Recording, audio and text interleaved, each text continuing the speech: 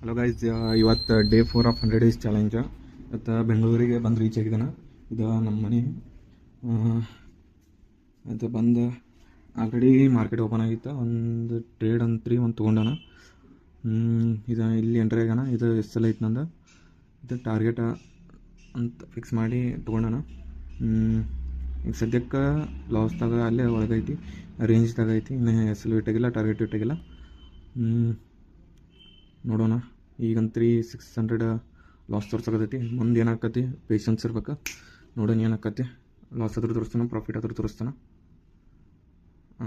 Stay tuned guys and follow ಮಾಡಿ ಇಟ್ಕೋರಿ. ನನ್ನ daily share ಮಾಡ್ತಾ ಇರ್ತಾನೆ. 600ದಿಂದ 300 ಬಂದೈತಿ. ನೋಡೋಣ ಎಲ್ಲಿಗೆ ಹೋಗಿ ಮುಟ್ತೈತಿ ಇದು. Okay guys, once trade close ಆದ್ಮೇಲೆ ನಿಮ್ಗೆ ಮತ್ತೆ ತೋರಿಸ್ತಾನೆ ನಾನಂತ. ಪ್ರಾಫಿಟ್ ಆದರೂ ತೋರಿಸ್ತಾನೆ, ಲಾಸ್ ಆದರೂ ತೋರಿಸ್ತಾನೆ. ನನ್ನ ಟ್ರೇಡ್ನ ಕ್ಲೋಸ್ ಮಾಡಕತ್ತಾನ. ಯಾಕಂದ್ರೆ ಪ್ರೈಸ್ ಹೆಂಗೆ ಮೂವ್ ಆಗತ್ತಲ್ಲ ಆ ಥರ. ಈಗ ನೋಡಿ ಚಾರ್ಟ್ದಾಗ ಮೂವ್ ಆಗತ್ತೈತಿ, ಆದರೆ ಪ್ರೈಸ್ ಆ ಥರ ಮೂವ್ ಆಗತ್ತಿಲ್ಲ.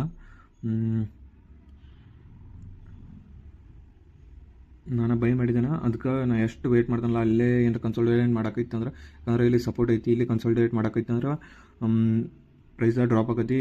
ಡಿಕೆ ಆಗಿ ನನಗೆ ಪ್ರಾಬಬ್ಲಿ ಲಾಸ್ ಆಗೋ ಚಾನ್ಸಸ್ ಇರ್ತೈತಿ. ಎಷ್ಟು ಪ್ರಾಫಿಟ್ ಬರ್ತೈತಿಲ್ಲ, ಹೆಂಗೆ ಟ್ರೇಡ್ ಮಾಡ್ತಾನಂತೆಲ್ಲ ತೋರಿಸ್ಬೋದು. ಆದರೆ ಪ್ರಾಫಿಟ್ ತೋರಿಸಿ ಇದನ್ನು ಮಾಡೋದು ಇದಲ್ಲ. ನೋಡ್ಕೋಬೋದು ನೀವು. ಕರೆಂಟ್ ಪ್ರೈಸ್ 128 ಅದು ನಡಿಯಾಕತೈತಿ. ನಾನು ಬೈ ಮಾಡಿದ್ದು 114 ಅನಿಸ್ತೈತಿ. ನೀವು ಕ್ಯಾಲ್ಕುಲೇಟ್ ಮಾಡ್ಕೊರಿ ನೋಡ್ಬೇಕಾದ್ರೆ. ಆದರೆ ಈಗ ನನ್ನ ಪ್ರಾಫಿಟ್ ಅಂತ ತೋರಿಸತ್ತಲ್ಲ. ಈಗ ಈ ವಿಡಿಯೋನ ಇಲ್ಲೇ ಮುಗಿಸೋಣ. Thank you for next video.